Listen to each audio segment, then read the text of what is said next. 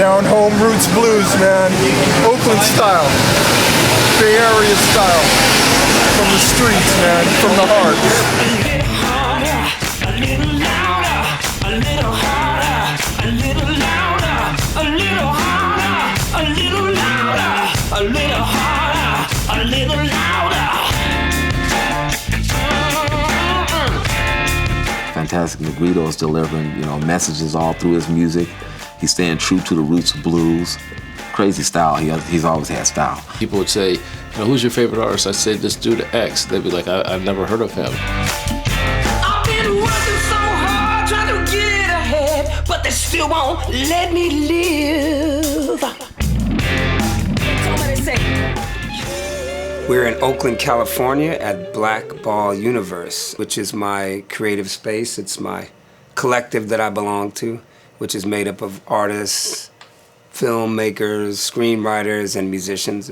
And it allowed me to give birth to Fantastic Negrito. Oakland, Berkeley, San Francisco, the whole Bay Area, it's been amazing. I mean, all my shows are sold out. It's overwhelming, man. It's beautiful.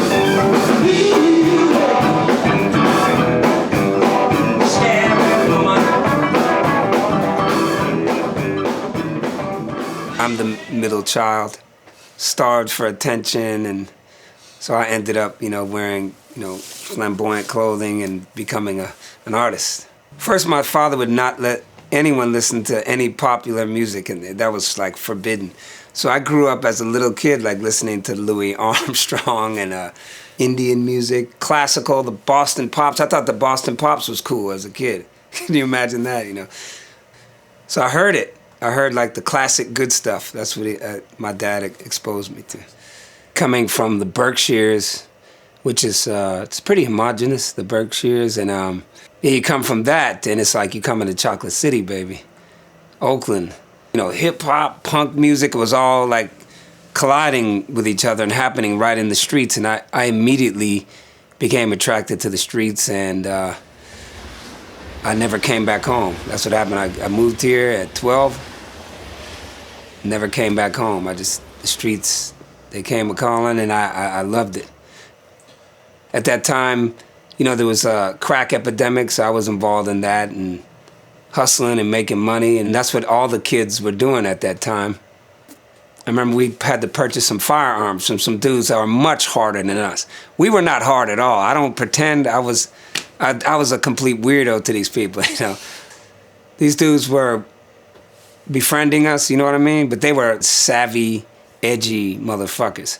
So we come back, we look at the door, hey, why is the door broken? I don't know, let's go in. Apparently, the door had been kicked in.